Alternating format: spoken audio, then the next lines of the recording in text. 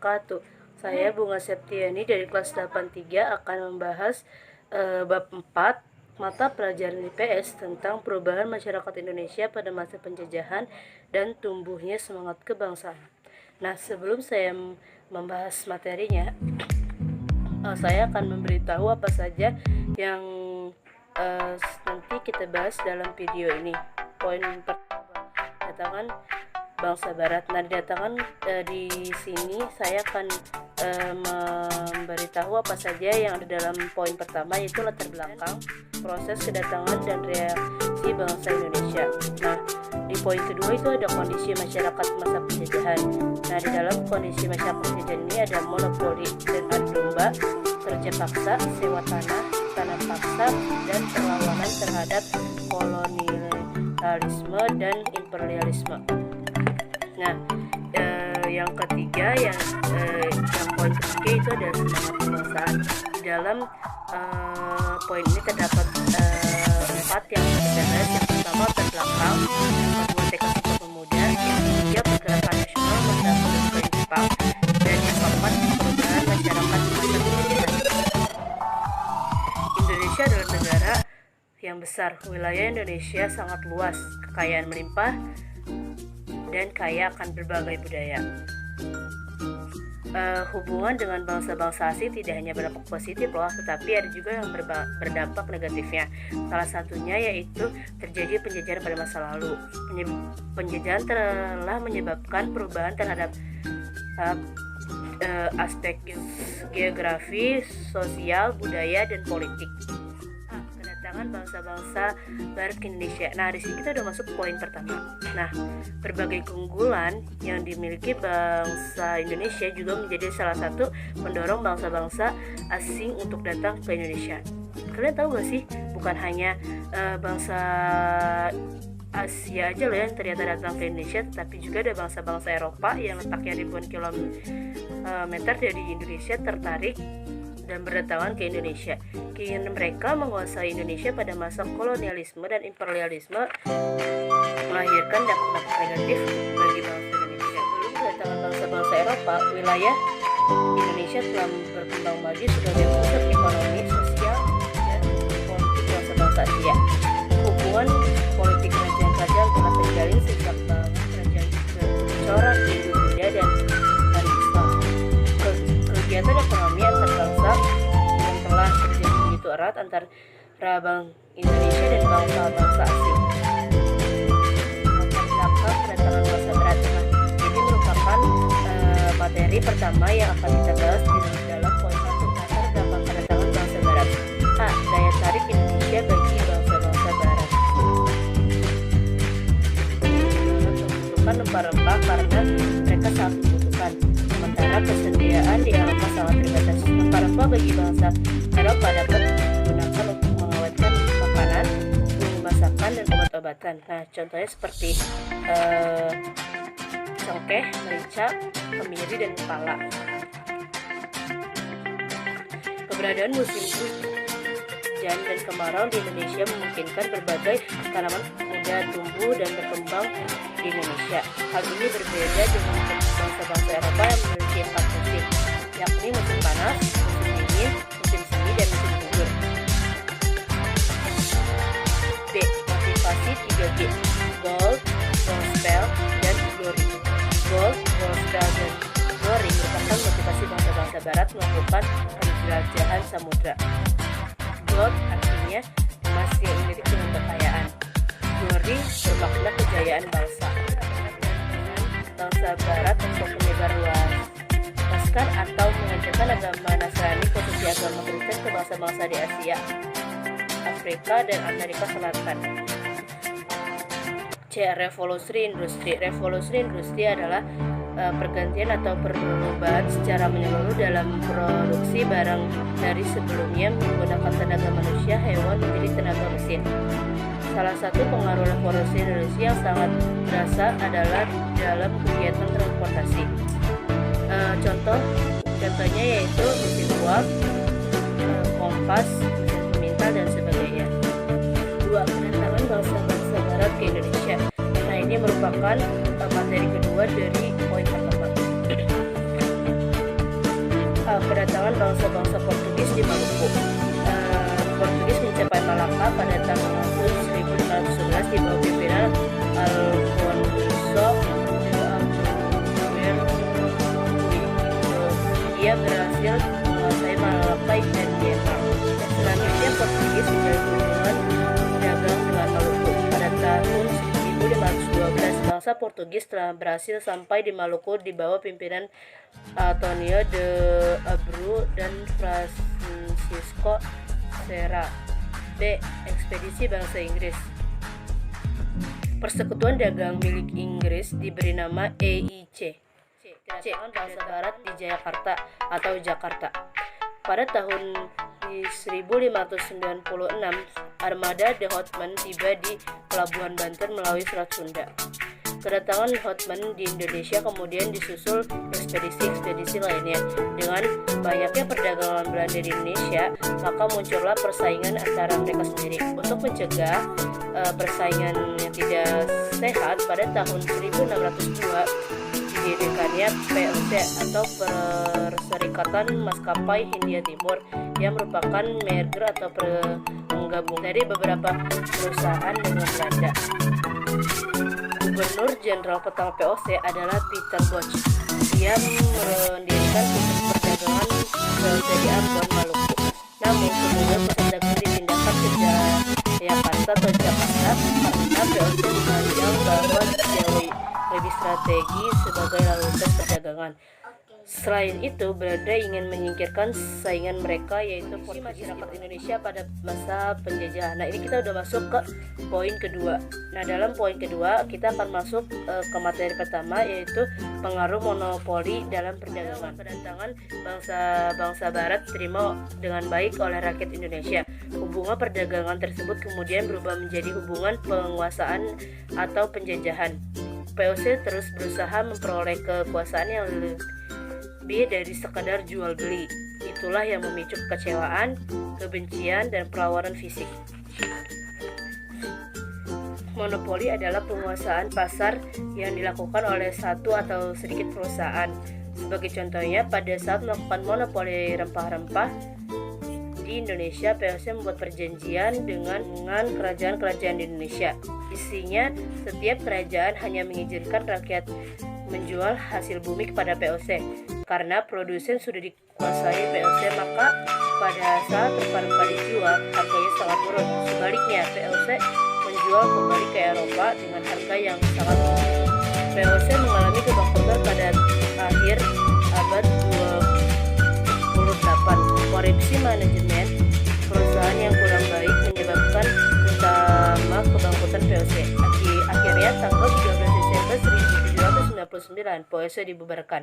Mulai tanggal 1 Januari 1800 Indonesia menjadi jajahan pemerintah Belanda atau sering disebut masa penjajahan Hindia Belanda. 2.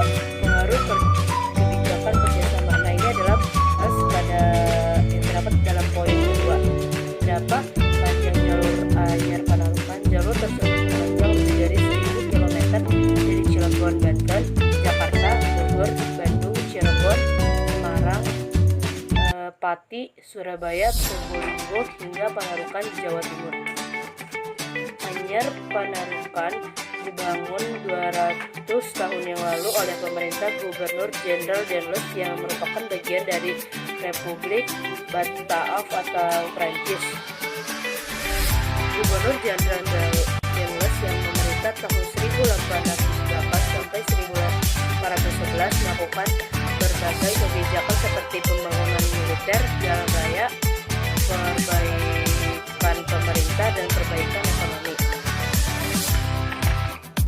Bangun jalur Anyar Panarukan sebagian besar dilakukan oleh tenaga manusia. Puluhan ribu penduduk dikerahkan untuk membangun jalan tersebut.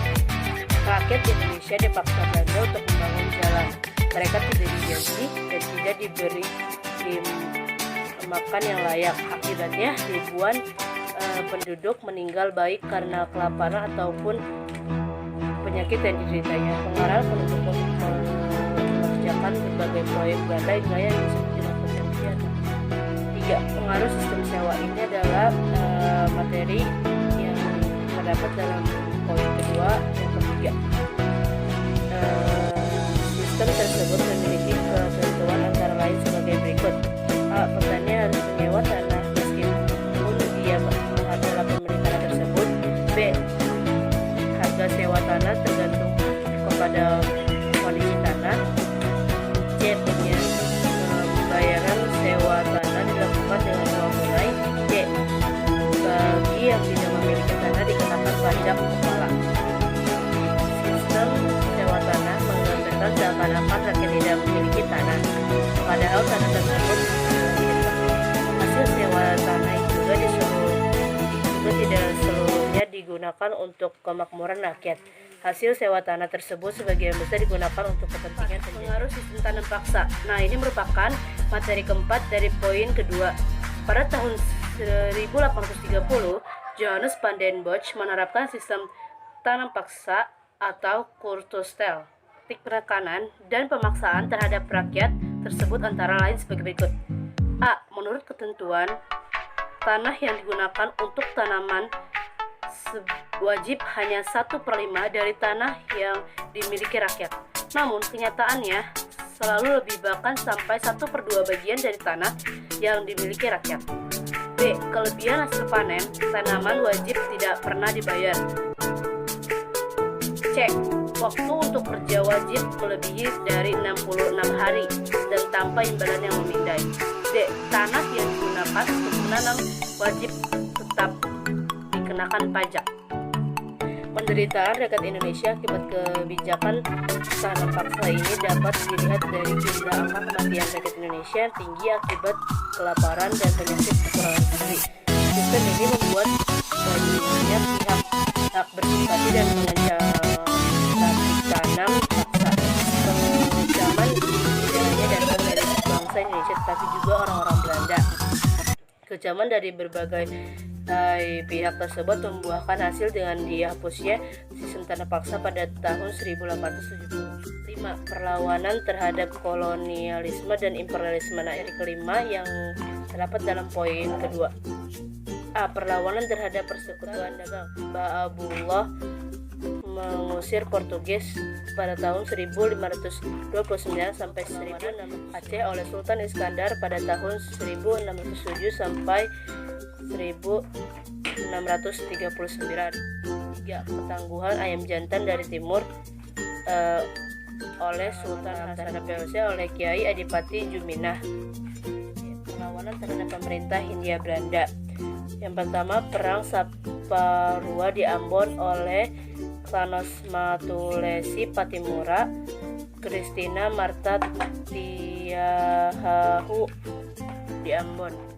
Perang Paderi di Sumatera Barat 1821 sampai 1838 oleh Tuan Perang di Ponegoro pada tahun 1825 sampai 1830 oleh Pangeran di Ponegoro. Perang Aceh oleh Tengku Umar dan Nyadien. Pangeran Raja Sumatera Utara oleh Perang Banjar oleh Pangeran Antasari. Yang ketujuh, Perang Jagaraga di Bali. C. Tumbuhnya dan berkembangnya semangat kebangsaan. Nah, ini sudah termasuk dalam poin ketiga. Dalam poin ketiga itu ada materi pertama yaitu latar belakang dan munculnya nasionalisme Indonesia. Perluasan pendidikan. Pemerintah Hindia Belanda menerapkan kebijakan politik etis pada tahun 1901 yaitu dalam bidang irigasi, pengairan, emigrasi, transmigrasi, dan edukasi atau pendidikan. Yang pertama itu irigasi hanya untuk kepentingan perkebunan Belanda. Yang kedua, emigrasi atau transmigrasi hanya untuk mengirim orang-orang Jawa keluar Jawa guna dijadikan buruh perkebunan dengan upah murah. Yang ketiga, pendidikan hanya sampai tingkat rendah yang bertujuan memenuhi pegawai rendahan. Pendidikan tinggi hanya untuk orang Belanda dan sebagian anak pejabat. Mulai masuk abad 2020, kesempatan memperoleh pendidikan bagi rakyat Indonesia semakin besar. Hal ini dipengaruhi kebijakan baru pemerintah Hindia Belanda melalui politik etis atau politik berstudi. B. Kegagalan perjuangan di berbagai daerah.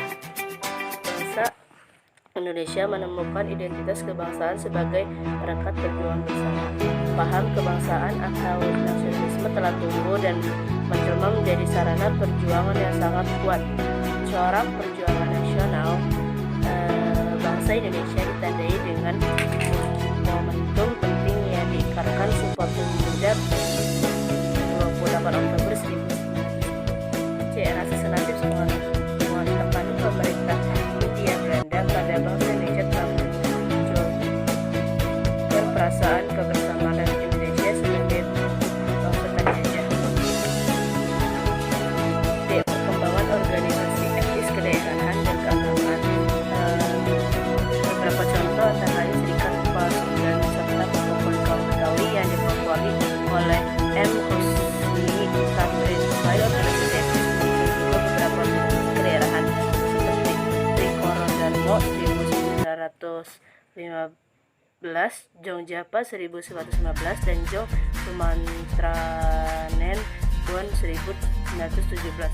Beberapa organisasi bernapas keagamaan yang muncul pada masa awal abad 20 antara lain Jong Islaminten Bon, Muda Kristen Jawi, Muhammadiyah, Nadatul Ulama, Persis atau Persatuan Umat Islam, dan Al-Jamiatul Wa. Berkembangnya berbagai paham baru. Paham-paham baru seperti pan-islamisme, nasionalisme, liberalisme, dan sosialisme, dan berbagai peristiwa dan pengaruh dari luar negeri. Yang pertama itu ada kemenangan Jepang atas Rusia pada tahun 1905 dan berkembangnya nasionalisme di berbagai dua organisasi pergerakan nasional. Nah, ini termasuk materi yang kedua di dalam poin ketiga. Atau DU. Tanggal 20 Mei 1908 mereka sepakat mendirikan sebuah organisasi bernama Budi Utomo atau B dan memilih Dr. Sutomo sebagai ketua. Tokoh lain dari Budi Utomo yaitu adalah Gunawan Iptomangunkusumo dan RT Aryo Tirtokusumo. B. Sarekat Islam atau SI. Akibat persaingan tidak sehat antara perdagangan pribumi dan perdagangan Tiongkok, pada tahun 1911 didirikan Serikat Dagang Islam SDI oleh Kiai Hamanhudi dan RM Tirto Adi Suryo di Solo. Tujuan utama pada awalnya adalah melindungi kepentingan pedagang pribumi dari ancaman perdagangan Tiongkok. Dalam kongres di Surabaya tanggal 30 September 1912, SDI berubah menjadi Sarekat Islam atau SI. C. Idijhe Partij atau IP. Idijhe Partij atau IP adalah partai politik pertama di Indonesia. Pendiri IP yang dikenal dengan sebutan 3 serangkai yakni EFE, Daus Dekar, Danu Dirjo Setiabudi, RM Suwardi Suryaningrat, dan Dr. Cipto Mangunkusumo. B. Perhimpunan Indonesia atau PI. Pada tahun 1925 berubah menjadi Perhimpunan Indonesia PI. Tujuan utama PI adalah mencapai Indonesia merdeka, memperoleh suatu pemerintah Indonesia yang bertanggung jawab kepada seluruh rakyat. Tokoh-tokoh PI adalah Muhammad Hatta, Alisa Suromijoyo, Abdul Majid Joyondiningrat, Iwa Kusuma Sumantri, Kusro Mulyono, Sartono, Gunawan Mangunkusumo, dan Nazir Indonesia atau PNI. Partai Indonesia didirikan tanggal 4 Juli 1927 di Bandung, dipimpin oleh Insinyur Soekarno. Tujuan PNI adalah Indonesia merdeka dengan ideologi pergerakan nasional pada masa penduduk Jepang. Ini adalah materi ketiga yang akan kita bahas di poin ketiga. Proses penguasaan Indonesia. Pada tanggal 11 Januari 1942, Jepang mendarat pasukannya di Tarakan, Kalimantan Timur. Jepang menduduki kota minyak Balikpapan pada tanggal 24 Januari. Selanjutnya Jepang menduduki kota-kota lain Kalimantan. Jepang berhasil menguasai Palembang pada tanggal 16 Februari 1442. Setelah menguasai Palembang, Jepang menyerahkan Pulau Jawa. Pulau Jawa merupakan pusat pemerintah Belanda. Batavia, Jakarta sebagai pusat perkembangan Pulau Jawa berhasil dikuasai Jepang pada tanggal 1 Maret 1942. B. Kebijakan pemerintah militer Jepang. Organisasi sosial, contohnya seperti Gerakan 3A, Pusat Tenaga Kerja, Jawa Hokai, dan Masyumi. 2. Membentuk organisasi militer, contohnya itu seperti Seidendan, Fuji Kai, Keibodan, Keiyo, dan Bela Tanah Air atau PETA. 3. Pergerakan Romusa. Anggota Romusa dikerahkan oleh Jepang untuk membangun jalan hubung pertahanan, kereta api, jembatan, dan sebagainya. Pada saat mereka bekerja sebagai Romusa, makanan yang mereka dapat tidak terjamin, kesehatan sangat minim, sementara bekerja sangat berat. Ribuan rakyat Indonesia meninggal akibat Romusa. 4. Eksploitasi kekayaan alam. Pada masa panen, rakyat wajib melakukan setor padi sedemikian rupa sehingga mereka hanya membawa pulang padi sekitar 20% dari panen yang dilakukannya.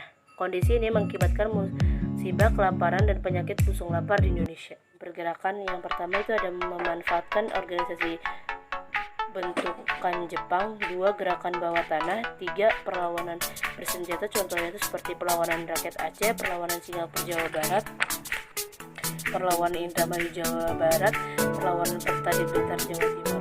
4. Perubahan masyarakat Indonesia pada masa penjajahan. Nah, ini merupakan materi yang terdapat dalam poin ketiga. A. Perubahan pada masa kolonial Barat. 1. Penggunaan lahan. 2. Persebaran penduduk dan urbanisasi. 3. Pengenalan tanaman baru. 4. Penemuan tambang-tambang. 5. Transportasi dan komunikasi. 6. Perkembangan kegiatan ekonomi. 7. Penggunaan mata uang. 8. Perubahan dalam pendidikan. 9. Perubahan dalam aspek politik. 10. Perubahan dalam aspek budaya. Perubahan masyarakat pada masa penjajahan Jepang. 1. Perubahan dalam aspek geografi, perubahan dalam aspek ekonomi, perubahan dalam aspek pendidikan, perubahan dalam aspek politik, dan perubahan dalam aspek budaya. Dari saya, mohon maaf apabila ada kata-kata yang kurang baik dan kurang berkenan dan dalam pembicaraan, mohon dimaafkan. Wabillahi taufiq wal hidayah. Wassalamualaikum warahmatullahi wabarakatuh.